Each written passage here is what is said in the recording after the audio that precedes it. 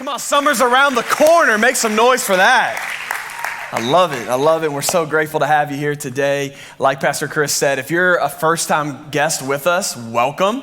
Thank you so much for taking a risk on a church. Like, we don't consider it lightly that you would actually give up part of your weekend to be a part of this. And so if there's any way, any way we can serve you, we'll do it. Ask our parking team to wash your car. They'll probably wash it. Y'all think I'm playing. It's just our way of letting you know how grateful we are. And hopefully that you're going to find that this is a place where you can connect. And here's what I love. I love what God's doing at Life Point. And one of the amazing stories, like next Sunday is Baptism Sunday here. And you can't miss because it's like one of my favorite days of the year. And so what's happening on our online campus right now is absolutely incredible. We have a lady who's been watching, has family here in Fort Mill. She did the Tri-5. She's officially a part of our online ministry. And she's driving down from Michigan to Fort Mill next Sunday just to get baptized in the building. Come on, isn't that amazing right there? We can celebrate that. I love it. So I just love what God's doing with Pastor Ridge and his entire team. And today, you picked a really good Sunday to be in church because we're starting a brand new collection of talks that's like a mini series. It's going to take us 3 weeks up to Father's Day weekend that I'm entitling The Story Money Tells. What, no amens, no claps? No one got fired up over that? You mean like this morning when you woke up, you weren't like, man, I really hope Pastor talks about money. I mean, not that I don't stress out enough about it already. I'm worried, I'm anxious over it. Not that I haven't had enough conversations. I mean, I go to Life Point for 70 minutes to forget about all my troubles, and now you're gonna talk about money. Okay, everyone inhale. Take a deep breath, exhale. Yeah, see, some of you, man, like the moment I said money, your cheeks got tight. And I'm not talking about these cheeks. And I get it. Listen, some of you have a bad track record with churches and pastors when it comes to this subject. Maybe this is why you've resisted going to church for so long. And I know some of our like regular Life Pointers, you finally got your buddy to come to Life Point, and it's the money sermon. And you're like, bro, hit it, give us a warning on social, something like. But listen, I want to validate that because I don't think that trust is something that should be given. Trust is earned.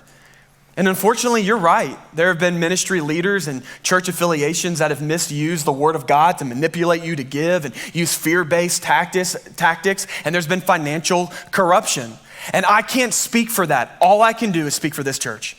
And I want you to know, if you've been coming to Life Point and you know this to be true for any amount of time, at this house, we want nothing from you. We want everything for you. Isn't that true, Life Point? Listen, we want nothing from you. We really mean it. We want everything for you. If you never give $1 to this church, you can still show up and we're still gonna love you and we're gonna treat you the same and we're gonna love on your kids and we're gonna disciple you to take next steps because all we really want for you to do is meet this God who has radically changed our lives. That's our goal. That's what I'm after today. So yeah. The reason why I regularly teach on money and stewardship and generosity is because did you know that it was the number one thing that Jesus taught on? Like, get this, Jesus taught more on money than heaven and hell, than prayer and faith combined. It was the number one thing in his 3-year earthly ministry that he talked about.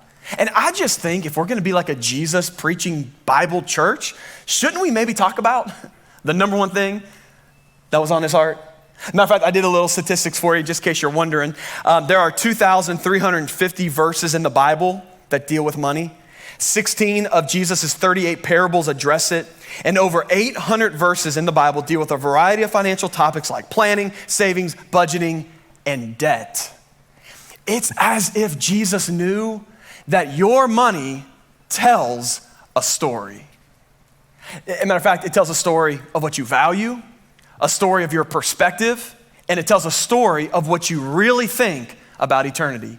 And so over these next 3 weeks, those are the 3 chapters or the 3 weeks that we're gonna look at in this series, The Story Money Tells. And what's interesting about this is that if you don't like the story that your money is currently telling, this is an area of your life that is dominantly in your control. Let me illustrate it like this. According to the U.S. Bureau of Labor, going off of statistics from fourth quarter of 2019, it revealed, get this, that the average American that has a salary-based job makes $48,000 a year. So that's average. Obviously, some of you make 2, 3, 4 times that. Some of you don't make quite that. Again, I won't insult your intelligence. That's the average income of somebody that has a salary-based position. Then if you add on top of that the average person is going to work about 40 years from the time you start to the time that you retire. Now, if you don't add pay increases and don't add in bonuses, maybe even just a little bit of cost of living increase, guess what this means? That in your working lifetime, you're gonna earn somewhere between $2 and $3 million. I just told you that you're a millionaire and you didn't even get excited. You're like, And that's not household income, that's individual. So like if you're fortunate enough and the husband and the wife both have career type jobs and both of you have household incomes, get it, somewhere between $5 and $6 million is gonna pass through your financial hands. Oh, your money is telling a story. The question is, what story are you gonna tell? I was thinking about it this week. Do you remember as a kid, maybe like a teenager, you'd sit around and you talk about like, what would you do for $1 million? You remember this? Some of you are like, kids, I still do that. I mean, if you put the right thing in, I might, for $1 million. Well, our team looked up the top 6 things that people said that they would do for $1 million. So we're gonna do a little game, little crowd participation, online campus. I want you to participate, type your answer in the chat. Here's how it's gonna work. We're gonna play a game called Would You Rather for $1 million. All right, I'm gonna put 2 options on the screen, A and B, then I'm gonna count to 3 and you yell out the letter of which one you would rather do for $1 million. Are you ready? Here we go, millions on the line. First question, number 1 says this: would you rather A, catch Ebola for research, or B, skydive naked? I didn't even count to 3 and y'all are like, I thought you'd say B, but gentlemen, think about the okay, don't think about it, don't. All right, y'all are messed up. Here's the next one. Would you rather for $1 million cut off a few fingers or B, waterboard somebody? 1, 2, 3. Y'all are messed up. That's all I'm saying.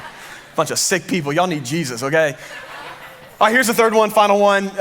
Would you rather give up TV? Now, really what that is that screens. Imagine giving up screens forever. Moment of truth. Or B, never see your family again. Answer? Some of y'all, you're smart. You're smart. That's all I gotta say. You're like, But you know what the beauty of this is? The beauty is that you don't have to do any of those horrific, crazy things for $1 million. All you have to do is have the mental discipline and awareness to realize that every single time I get paid, I hit the lottery. That if the U.S. Bureau of Labor is right, then over my working lifetime, I'm a millionaire. I might not get it all at one time, but I'm gonna get it over the course of my lifetime. So think about it like this. All right, I got some money, y'all, on stage. Look at that, I got a brick right here. I got $100 in singles. Look at that. I'm rich, I'm telling you right now. So imagine with me, according to the U.S. Bureau of Labor, let's say that $1 represents $20,000. So 20,000 times 100 is 2 million. Quick math. You're like, don't give me math questions. Or this represents how much money you'll make in the course of your working lifetime. So think about this. From the time that you start working to the time that you retire, you're gonna leave a paper trail. Y'all were making it rain in church today. And every decision that you make, gambling debt that you pay, tattoo you put on your body, vacations that you afford, places that you eat, clothes that you wear, houses that you buy, cars that you buy, debt that you go into, education that you had to finance, everything, charitable donations, Roth IRAs, stock markets. At the end of your life, your money will have told a story. And the question is, what story do you want your money to tell? And what I love about this is that if you don't like the story that you're currently telling, you can make some changes. Because the story that you will tell, it is not so much about what you got paid, but rather the decisions that you made. You know this to be true. It's why you can have billions of dollars run through your financial hands, but you can leave behind a story that is selfish, materialistic, me-centered, everybody's fight. You can leave behind a story where you had to literally hurt people just to have financial gain. Or you can make an average income And you can leave behind a story that is so legacy driven that it inspires others for centuries. Because it's less to do with quality of dollars and more to do with the quantity of your decisions.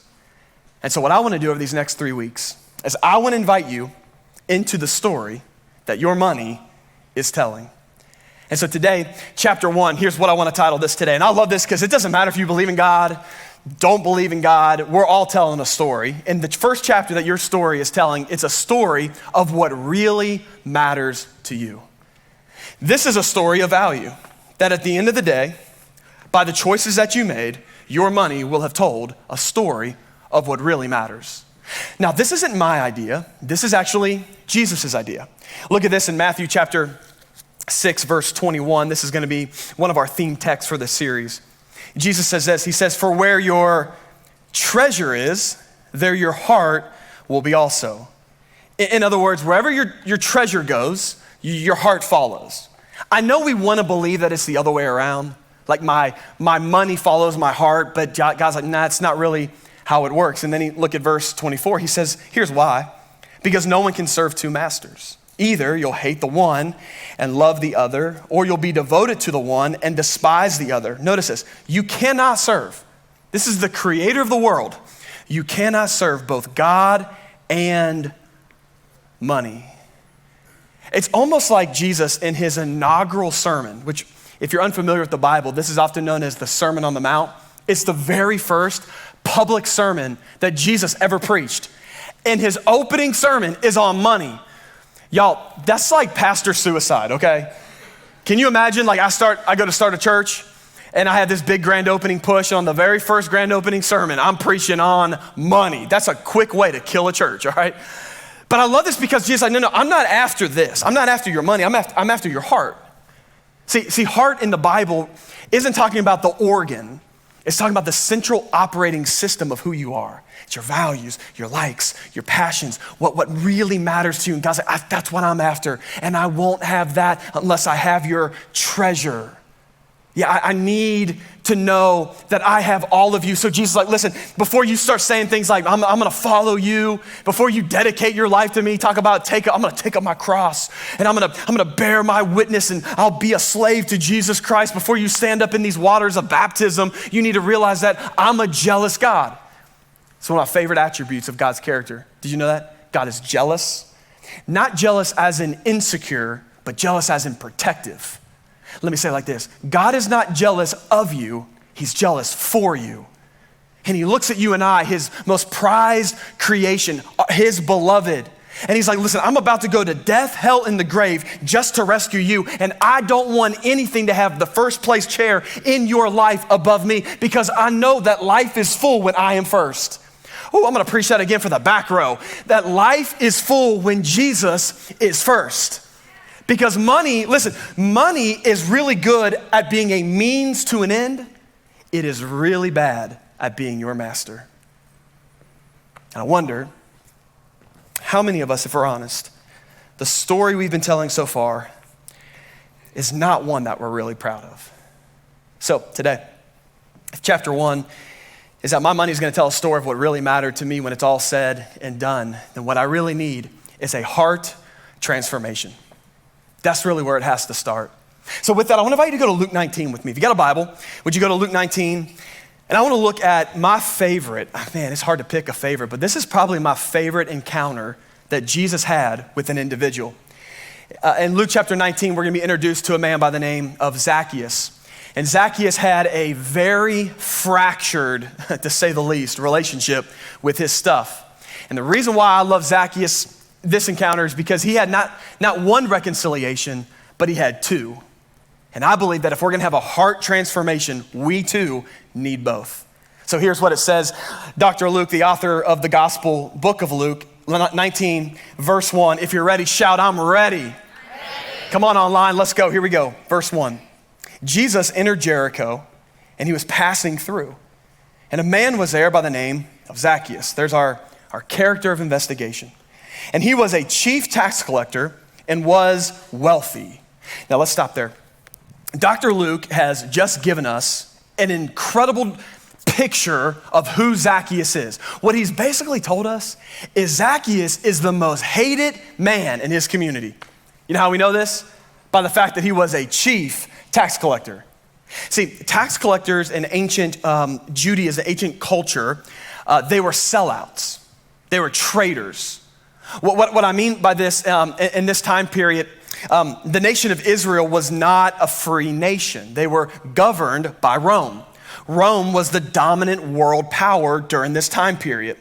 And you can only imagine how much it cost to fund that type of military operation. So what the Romans would do is they would recruit local Jewish tax collectors. And they would basically tell them, hey, this is your territory. And at the end of the day, I don't care how much you tax people. Matter of fact, as long as we get ours, you can put whatever else you want in your pocket. So imagine, like your own blood, your own ethnic group, your neighbor is robbing from you, putting money in their pocket, and they're giving the rest to the government that is raping your daughters, murdering your sons, and oppressing your people. These are the tax collectors. And then to make this even worse, Zacchaeus is a chief tax collector. In other words, this mug has been in the empire of corruption business so long that he's got minions working for him. He's got territories, he's got regions. Like, he's not the one knocking on doors doing the dirty work anymore. He's sitting up on his little penthouse on the side of the hill collecting his money while everyone else does his dirty work. Ooh, this is the one that Jesus came to meet. Talk about a fractured relationship with money. And in a moment, everything is about to change. Look at this as the story goes on, verse 3. It says that he, Zacchaeus, wanted to see Jesus. He wanted to see who he was. But because he was short, he could not see over the crowd. See, I feel a little bad for Zach. Like, he's forever gonna go down in the Bible as the short dude. That's just wrong, all right? Like, you just don't do that to guys, okay? If you're vertically challenged, you know what I'm talking about, all right? But yet here he is, verse 4. So he ran ahead and he climbed the sycamore fig tree to see him. Since Jesus was coming that way, verse 5, when Jesus reached the spot, ooh, I love that verse. When Jesus reached the spot, he looked up and he said to him, Zach, hey man, I need you to come down. I must stay at your house. I love verse 5, underline verse 5, highlight verse 5, write verse 5 down. It says, when Jesus reached the spot. Who reached the spot? Jesus reached the spot. Life Point, don't miss it. This is not a story about Zacchaeus' devotion and his effort and his moral goodness and his ability to climb a tree. This is not about Zach's pursuit of Jesus, but rather Jesus' pursuit of Zacchaeus. And when he reached the spot, what spot? It's that spot in your life where grace meets brokenness. Woo, I'm gonna preach this right here, where light meets darkness, hope meets hopelessness. It's that point in your life where Jesus walks through the door and sin has no option but to leave. It's in that spot where running stops, shame has no place, guilt has no meaning in your life anymore. And if you're a follower of Jesus like Zacchaeus, you got a spot. You got a spot too. It's that spot that if it wasn't for the grace of God, you wouldn't be where you are today. You know you didn't earn it. You didn't deserve it. You didn't work for it. But Jesus saw you in your tree and he called you down and he said, I'm coming to your house today. Come on, how many of you are grateful that God saw you right where you were? Come on. Out of all the trees in the world, Jesus stood under mine and he reached the spot. I love what he says. He goes, Zach, I got to come to your house. It's not up for debate. This is not a discussion point. The whole reason why I came through Jericho and I took this route to Jerusalem to ultimately fulfill my main purpose, which is down the cross, resurrect from the grave, is because I had to meet you. I had to meet you. I heard the food's good in Jericho, but that's not why I really came through here. It's because before the foundation of the earth was set, I've had a Google Calendar to meet you. You just didn't realize it till now. Woo. Yeah, I wonder how many times, church, do we say things are random, but they're really not random, they're divine. How many times do we say things are just a coincidence, but it's not a coincidence, it's actually God's providence? Like you really think that it was just random that you happened to go to that church camp as a teenager where you heard the gospel for the first time really explained clearly and you gave your life to Jesus It's not by chance that your college freshman year, the university paired you with that roommate who loved the Lord and took you to a campus ministry where radically your life was changed. Do you really think it was by chance that you just happened to move to this city and live in that neighborhood and have those neighbors across the street move in where you've developed a friendship and they've helped guide you into a deeper relationship with Jesus? And I'm telling you today, it's not by random accident that you happen to come to this church on this day and watch this message, because God had an appointment with you before the foundations of the earth. You're just discovering it right now. That's how good God is. And he looks and he says, this is why I came. Now, the next part is a mystery. I don't really like that Dr. Luke doesn't let us in on the dinner conversation, but the reality is we don't know that many details. All we know is the response. And I actually think that's probably intentional, because what was said at the dinner party is not as important as Zacchaeus' response. So look at this. Here's what it says, verse 8. This is about to get real. But Zacchaeus stood up and he said to the Lord, look, Lord, here and now, I give half of my possessions to the poor. And if I've cheated anybody out of anything, I will pay back. Hold up, 4 times the amount. Slow down, Zach. Jesus said to him, today salvation has come to this house, because this man too is a son of Abraham. For the Son of Man came to seek and save the lost. A fractured relationship led to a change of heart. What once made Zacchaeus so proud now left him ashamed. What once was the main motivator no longer had any motivation. The very thing that once satisfied him no longer had any purpose in his life, because he had a change of heart. What I love about this is these next 2 things that we're going to see are the same reconciliations that we have to have. Here's the first one, unfolded right in front of us. This is a spiritual reconciliation. You got to have a spirit. It all starts here. That there's a fractured relationship between you and God because of sin in our life. And Jesus has come to reconcile that, but you have to have a spiritual reconciliation with God. It's why Jesus looked at him and he said, today, salvation has come to this house. And then the next part, I've read over this too fast, too many times, but it is so powerful when he looked at him and he said, and this man too is a son of Abraham. Now, I'm sure Zacchaeus in his line of work was used to being called a son of a, you fill in the blank, okay? Somebody's robbing from you. What you gonna call him? A friend? No, you're not. He's probably used to being called a son of a fill in the blank. But I bet it had been decades since he had ever been called a son of Abraham. What's Jesus doing? What was he? Well, if you remember back in the book of Genesis, God made an original covenant promise with Abraham. And God told Abraham, I'm gonna use you, and it'll be out of your lineage, the Jewish nation, you will be my people, and what's gonna flow out of your lineage will be the Savior of the world. You know what Jesus is doing? This is identity. He's looking at Zacchaeus and he's saying, oh, I'm doing so much more than just saving you. I'm reminding you that you still belong to the family of God. That I'm not embarrassed about your past. I'm not ashamed of the things that you've done. It's not that God just saves you, but he restores you back to your rightful place. And you and I, as New Testament believers, when you give your life to Jesus, it's beautiful that King Jesus adopts us into his family. And just like adoption, everything that God has, you have. Every blessing that's to God, you now have access to. That God restores us and we begin to wear his name. Maybe grace really is that amazing. You know, it reminds me of the night before I married my wife. I was at her parents' house and they had said, hey, Nate, will you come out on the back deck? And so it's just the 3 of us, and they had this little box that was wrapped, and they said, we got you a gift. And sure enough, I opened it up, and inside of it was a key. I'll never forget this. 15 years ago, I remember it like it was yesterday. Her dad said, now that you're marrying our daughter, you are a part of this family. And we are giving you a key, not only to our physical house, but let this represent that you now have full access to everything that we have is now yours.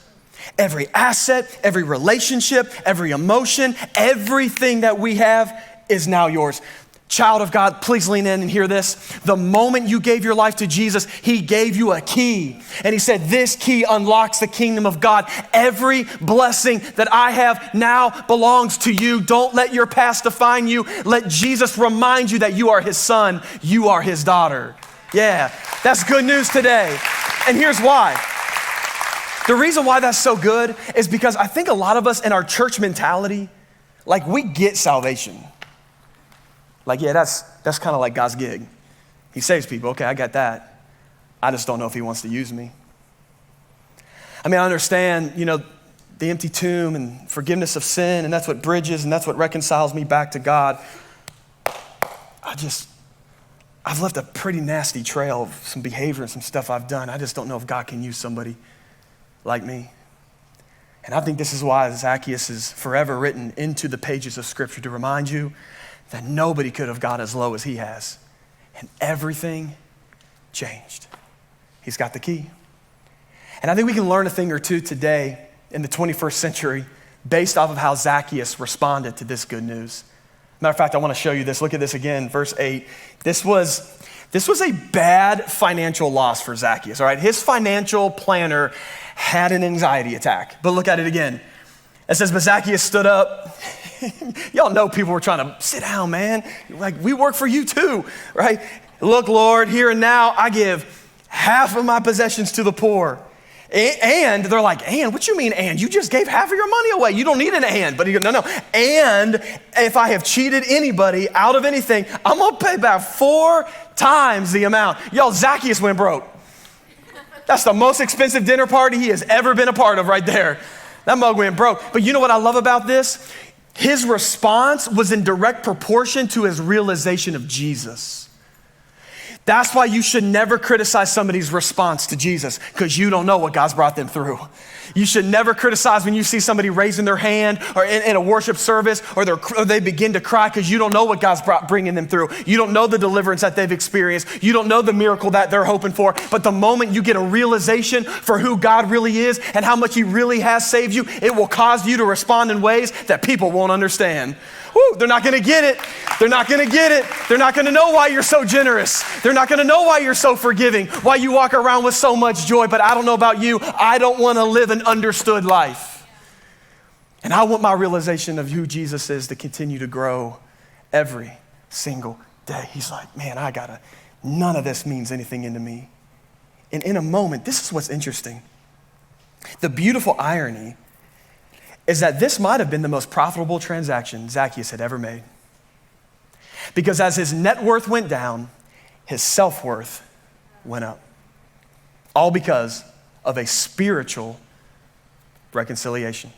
The second one that he had, and that I believe we have to have as well, is a financial reconciliation. See, your vertical response to God will always impact your horizontal response to others. Do you see the cross here? So a vertical realization of who God is and reconciliation will always cause something to happen towards other people. And this financial reconciliation, honestly, I've been now pastoring full-time for 16 years. Last weekend was my 16th year, and I've been very blessed and fortunate that all 16 have been right here at Life Point. Many of you have literally watched me grow up right here at this church.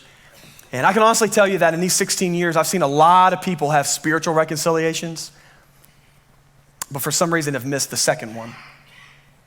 I mean, it's the only way, church, that I can explain why so many good-hearted, sincere, Jesus-loving people have an ongoing, consistent, stressed out, anxious, overwhelmed relationship with money.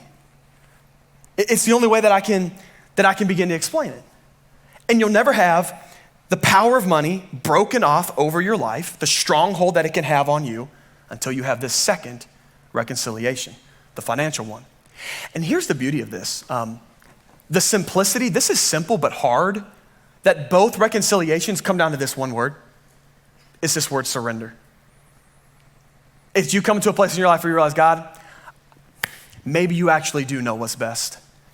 So if a financial reconciliation begins to help change the story of what I value. You might be wondering, okay, how do I know if I've had a financial reconciliation? Well, let me give you two thoughts that I think are really important as you're writing this part, this chapter of your life. The first thing that I've noticed in people who have had a financial reconciliation, number one, they believe that all that I have comes from God. You ever met somebody like this? Just open-handed. Their posture to God is yes. God, whatever you want, it's yours. Somebody to drive my third car, they can drive it. Somebody to live in my seventh bedroom, they can live it. God, money, everything, God, everything I have belongs to you. Generous people get this. They realize that I'm not where I am in life 100% on my own. Are you kidding me? Every breath that I take, the relationships that I have, my family, my kids, my job, my income, my street smarts, my entrepreneurship, my personality, my opportunities, my education, God, everything I have, Lord, is a blessing from you. And when you get that, it really is easier than you think to start giving. It really is. This is why at LifePoint we teach on the biblical principle of tithing. If that's new to you, it's basically this act of worship that every time that you get paid, the first 10% of what you make goes back to God through the local church. It is both your act of worship and obedience of surrender back to Jesus. It's almost as if God knew how much of a grip money has on us. So he built in this principle so that every time I give, it's me reminding me that life is not about me. And I don't know about you, but I know me. And I need these reminders. And listen, what I love about this, I want you to hear me. If you don't trust this church, I want you to give your tithe and your giving to another church. I don't care.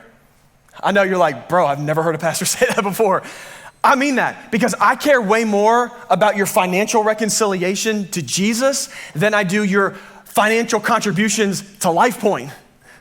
Look, I know I give. I know me and my family give. It's because I love this vision. I mean, 294 people have given their life to Jesus in 3 years. Y'all know that's unheard of, right? I mean, I'm gonna celebrate that. I see people get baptized. I know what's happening right now on the other end of this building with our Discovery Point Kids Ministry and what's happening in the middle school. I mean, the things that high schoolers and middle schools are going through right now, we never experienced as kids, and I see the life transformation that takes place. I know about what we're doing in our community and the church planning and what we're doing globally around the world. I get to hear the stories of marriages being restored and addicts being set free. I love hearing men come up to me and say, man, it wasn't until this church that I actually felt like I could belong and be myself. So listen, if that's not your thing, find a church and give to your thing. Because I care more about this, completing and you experiencing a story that you're proud of, than I do what you give to LifePoint. But people who have a spiritual reconciliation or financial reconciliation realize, man, everything I have comes from God. Here's the second belief that they have. It's that I live joyfully within God's current provision for my life. People who have had a financial reconciliation, listen, y'all, they just walk with a little bit of joy swag, don't they? Hashtag joy swag. I mean, it's nice. You know why? It's because they discovered this word. It's the biggest cuss word in our culture. You know what it is, right? Contentment. They're content. You know what contentment says? Contentment is you saying, I'm good. So God, if you bless me with the promotion, I'm good. If you want to keep me on this level, I'm good. God, whatever you have, I'm going to find the joy and I'm going to live right here in this season. And I get it. Listen, it's human nature, by the way. It's human nature to think that if I had more money, if I had a better job, a nicer house, a newer car, more money in the bank, then I would be happy. That is a logical thing to think. The problem is it breaks down. It doesn't hold up. Because if it did, wouldn't you agree that Americans, we should be the happiest people in the world, shouldn't we? Oh, y'all know that's not true, right? Yeah, I mean, we have more opportunity to education, entrepreneurship. We have more freedoms, more healthcare. It absolutely broke my heart. My wife went to Honduras about 3 weeks ago on a scout trip preparing for the church's mission trip in August. And she said, Nate, you won't believe this. The COVID-19 vaccine just became available to doctors. And we're running around giving it to our dogs at this point. Like everyone, grab a shot, right? We are blessed. We are blessed. So the logic breaks down because the Gallup research poll, they actually did a study on this. Gallup is a research organization that is dedicated to helping find statistics in culture and society. And one of the things that they've revealed is that when it comes to the emotion of happiness, Americans fall 33rd amongst the world. Matter of fact, I couldn't believe it. I actually had to read you this excerpt from that article. Here's what it says. It says, this data may surprise analysts and readers who solely focus on traditional economic indicators. Residents of Panama, which marks 90th in the world with respect to the GPD per capita, are amongst the most likely to report positive emotion. So the 90th poor are the most happy. Residents of Singapore, which ranks among 5th in the world in terms of the GPD per capita, are the, least likely in the world to report positive, happy emotions. Here it is, you ready? It's because standard of living does not equal quality of life. Standard of living is not the same as quality of life. Hey, if it was, wouldn't Zacchaeus had the best quality of life? Y'all, you can't top the standard that he had back in the day, but even Zacchaeus, with all his money doing backstrokes in his money vault, realized that I'm missing something. My life is not fulfilled because maybe standard of living and quality of life are not parallel. So, as we close out this chapter in the story that money tells, it tells a story of what really matters. Here's a question I want to leave you with, and only you can answer this. Here it is. What matters? Standard of living or quality of life? And look, if you're like, hey, listen, bro, appreciate the sermon. You're real passionate up there, but I'm going for standard of living, all right? I'll see you on the other side. If that's you, I just feel like it's my pastoral responsibility to caution you, because that's not going to lead where you think it's going to lead. Even Jesus would say later on, he would say, watch out, be on guard against all kinds of greed. What good is it for a man to gain the world but forfeit his soul? What you talking about? You living for 50 years, 90 years on this earth, and compared to eternity? Man, what good is it if you gain everything, Zacchaeus? What would he tell us? But you forfeit your soul. You wanna know why standard of living never lives up to its false promise? Because the moment you think you've reached the standard moves. You know this, the moment you pull up in your driveway with that brand new car, that neighbor, hate that neighbor, pulls up in their driveway with a newer car, right? The moment you buy your Apple phone, they're in Silicon Valley designing the next one. Standard will always move. You can't reach it. But if what really matters, the story you really want to tell, is quality of life, then what decisions do you need to start making today? Do you believe on a heart level that God owns it all? If you do, let's start giving. Let's be generous. If this ain't your thing, this isn't your church, go somewhere else and do it. I believe in it.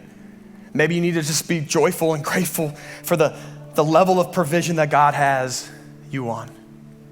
But today as we close, maybe for you, you don't need a financial reconciliation because you've never had the first one, the spiritual.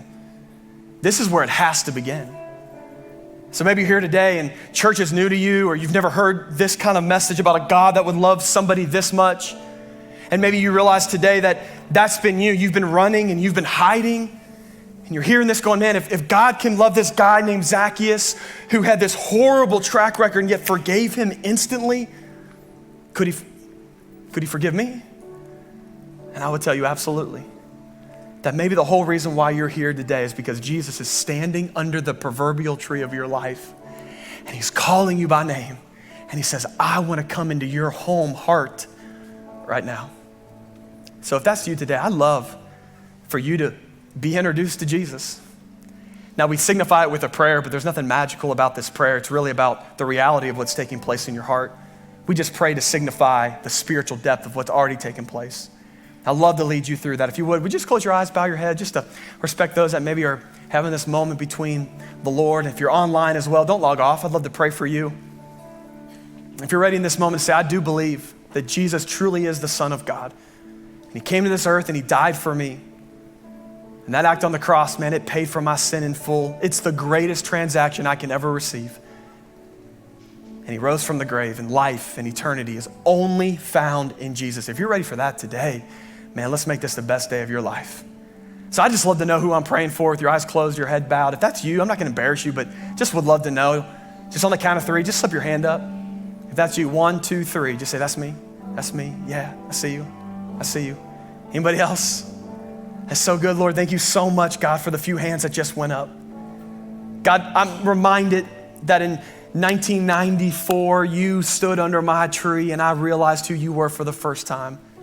God, I surrendered. I realized that my goodness and my good behavior and my dedication to knowledge and all those things wasn't gonna cut it, Lord, that this was a free gift that you paid, that I receive.